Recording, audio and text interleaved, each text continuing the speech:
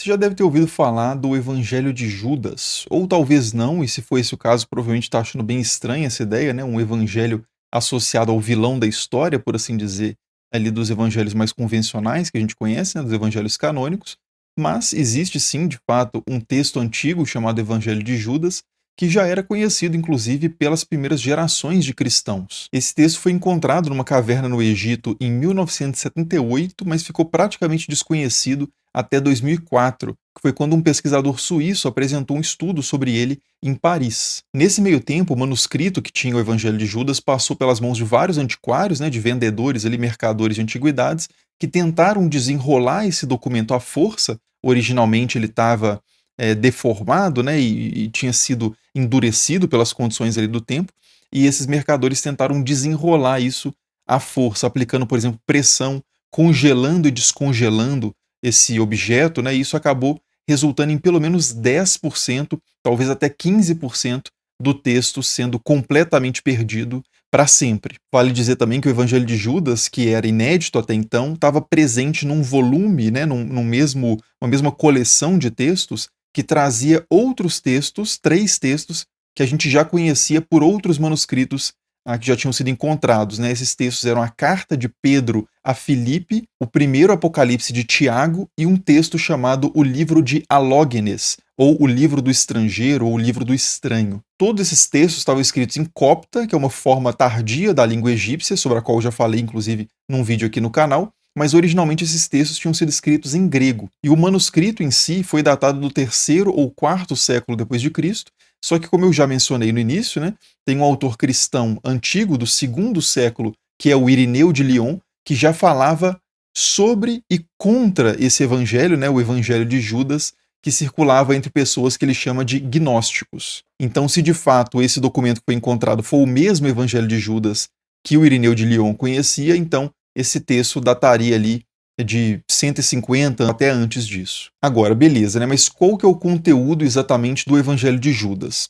Quando esse evangelho veio a público, ele rapidamente despertou um interesse muito grande no público, porque é uma coisa muito inusitada, né? Um evangelho associado ao apóstolo que aparece como traidor nos outros evangelhos. Muita gente, quando ouve falar, inclusive, nesse evangelho de Judas, imagina que ele é mais ou menos como os evangelhos estão na Bíblia, só que da perspectiva de Judas. Então, que ele falaria sobre a vida, a morte, a ressurreição de Jesus, tipo Mateus, Marcos, Lucas e João, só que na versão desse apóstolo específico, né? Quem sabe até justificando por que ele teria traído Jesus. Mas na verdade não é bem isso que acontece no Evangelho de Judas. Até tem uns elementos disso, mas não é exatamente isso, e é até na verdade mais estranho do que isso. Primeiro, porque esse evangelho, né, o Evangelho de Judas, ele não é um evangelho atribuído a Judas. Ele não diz que Judas escreveu esse evangelho, não é narrado por Judas. Na verdade, o texto tem esse título porque Judas é o principal personagem ao lado ali de Jesus. É o único dos apóstolos, inclusive, que tem o seu nome citado no texto. E ele aparece realmente sob uma luz diferente, né? Ele é um personagem muito diferente daquele que a gente encontra nos evangelhos que estão na Bíblia hoje. Segundo o texto do Evangelho de Judas, esse apóstolo teria sido superior aos outros discípulos e, mais ainda, ele teria sido o único que entendeu realmente quem Jesus era e quem era o Deus verdadeiro. E por isso Jesus, no texto, tem uma relação especial ali com Judas e faz revelações secretas que só ele recebe. Então, indo direto para o manuscrito, né, para o texto propriamente do Evangelho de Judas,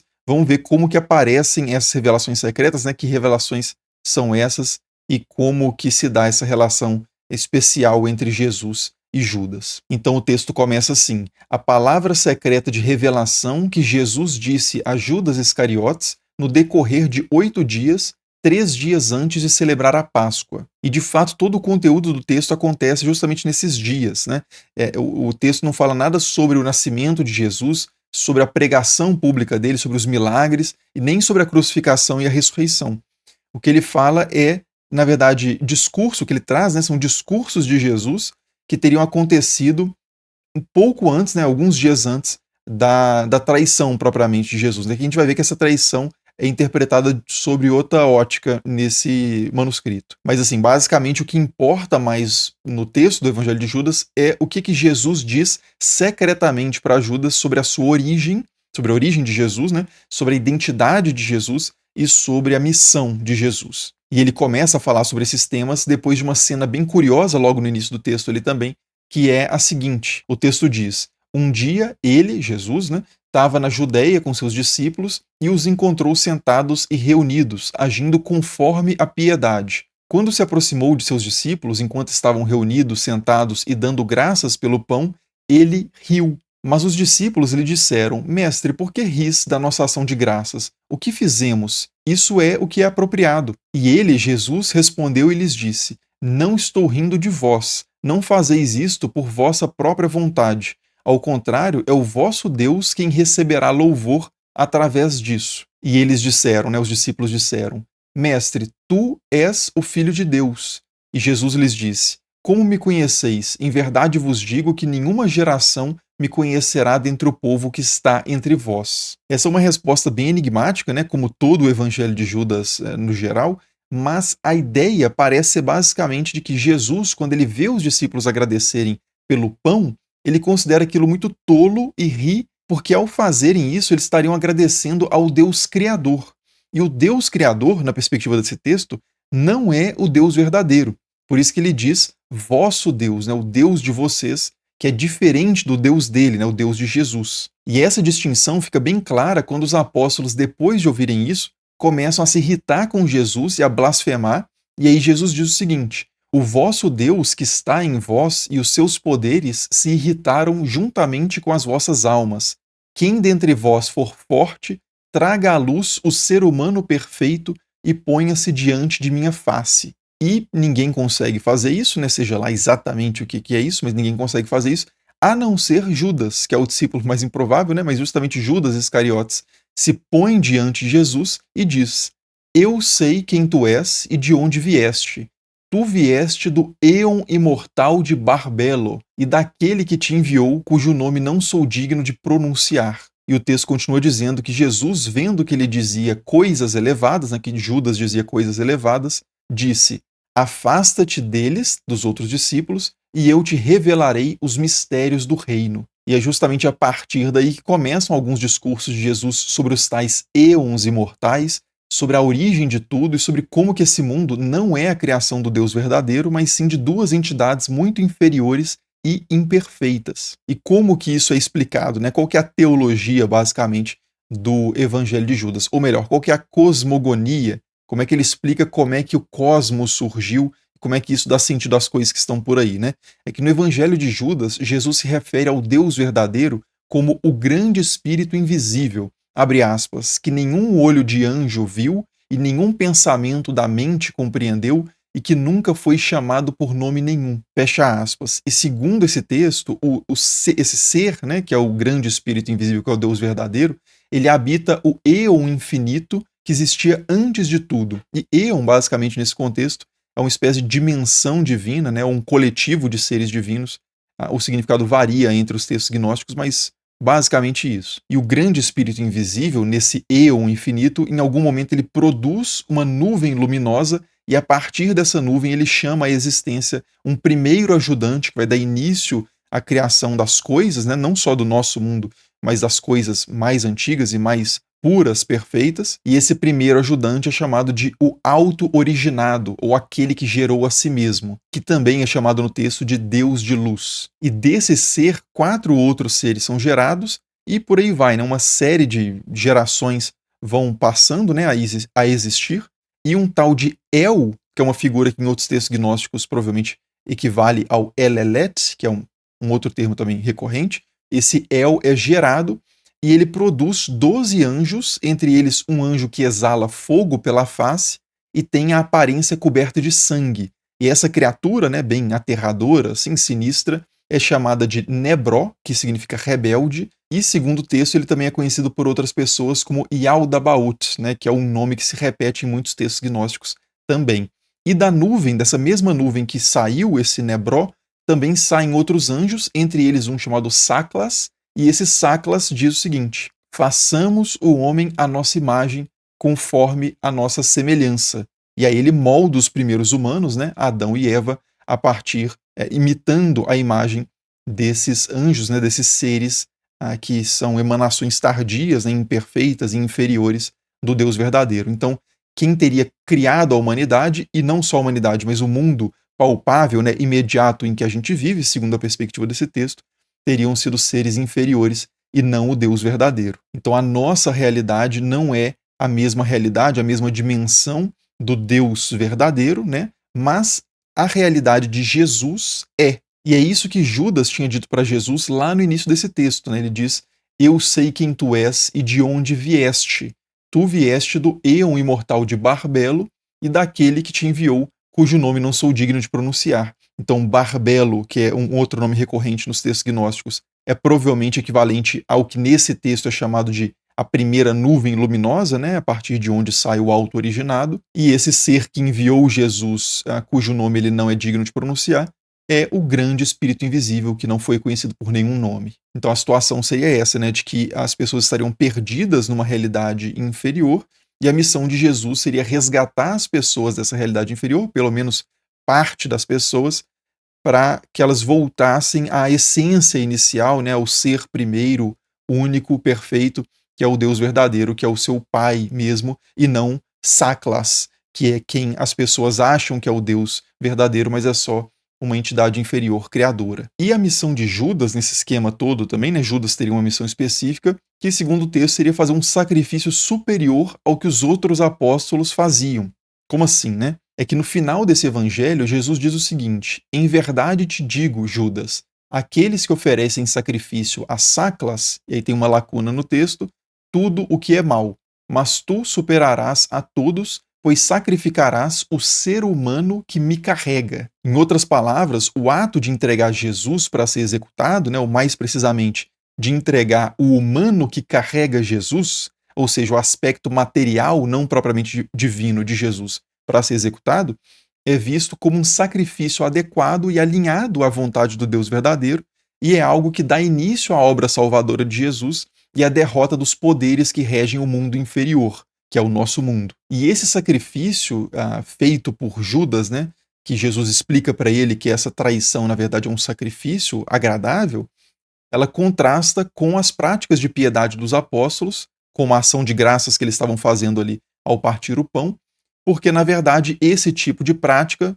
segundo o Evangelho de Judas, né, só agradam a Saklas, que é o criador do mundo, que é o produtor do pão e das demais coisas materiais básicas. E quando Judas entende isso, Jesus diz para ele o seguinte, né, veja, tudo já te foi revelado. Levanta teus olhos e vê a nuvem e a luz dentro dela, e as estrelas que a cercam. E a estrela que guia o caminho é a tua estrela.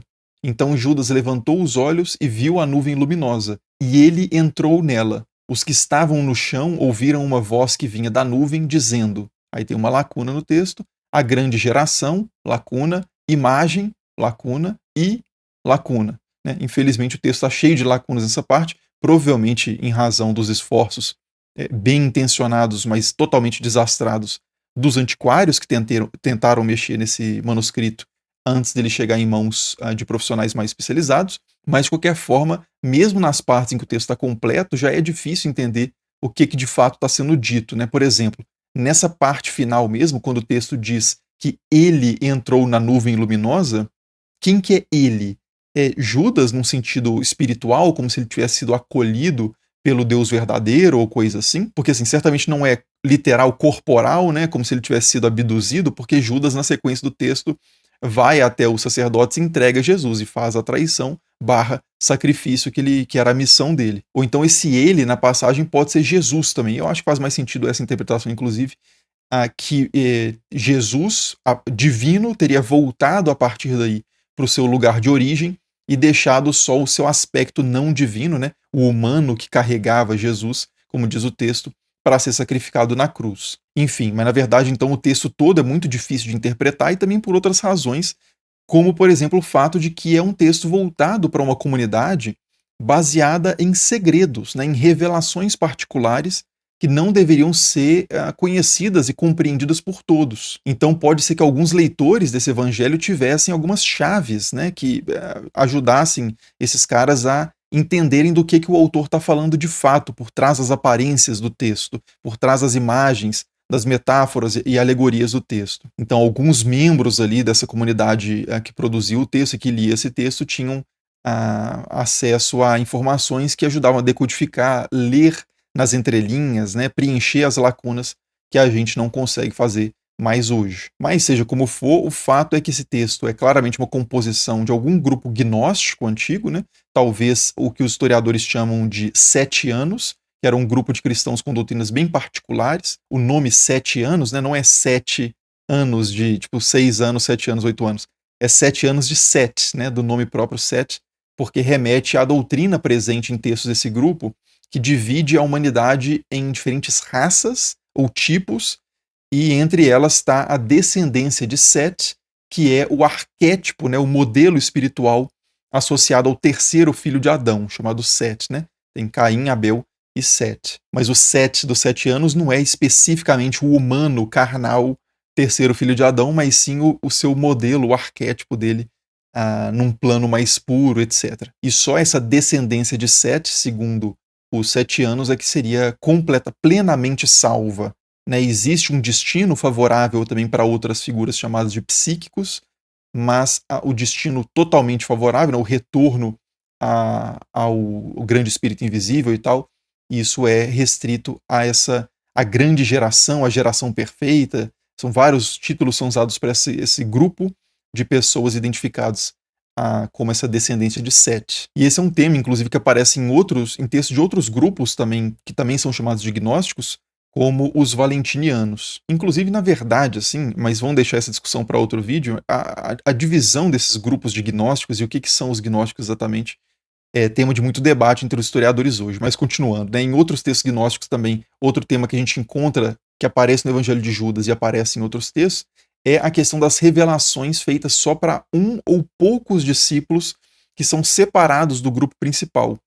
E isso provavelmente era uma forma de marcar uma oposição direta com outros grupos cristãos, especialmente o grupo que hoje a gente chama de cristianismo ortodoxo, né, entre aspas, porque a ideia de ortodoxia, que é a doutrina correta, cada grupo vai dizer que é ortodoxo, né? Mas assim, o que a gente hoje está acostumado mais como cristianismo, o cristianismo dos evangelhos que hoje estão na Bíblia, era um grupo que provavelmente os gnósticos se opunham a eles, e por isso eles dizem que os apóstolos não entenderam nada do que Jesus disse, era e fez, e como os cristãos ortodoxos seguem a doutrina dos apóstolos, eles também não sabem nada do que eles estão achando que sabem, né? Não sabem nada do que estão falando. Enquanto quem sabe, de fato, quem tem o conhecimento verdadeiro revelado por Jesus, né, a gnose, são os que seguem ensinamentos que foram dados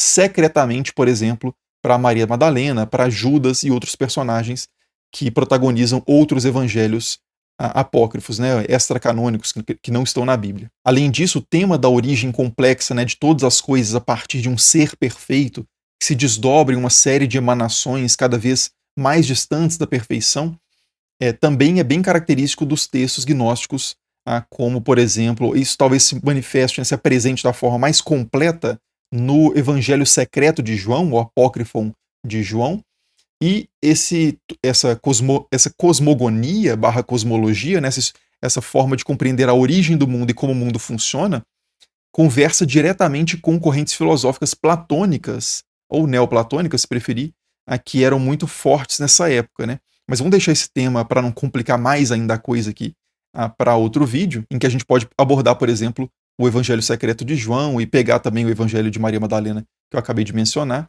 e também fazer, quem sabe, um vídeo sobre gnosticismo propriamente separadinho, né? Mas por enquanto é isso. Se você quiser conhecer outros textos apócrifos, eu já falei aqui no canal sobre o Evangelho de Tiago e sobre o Evangelho de Infância de Tomé, então fica a sugestão aí para assistir na sequência. E, como sempre, muito obrigado por assistir, as referências estão aí na descrição do vídeo, e nos vemos aí nos próximos. Falou!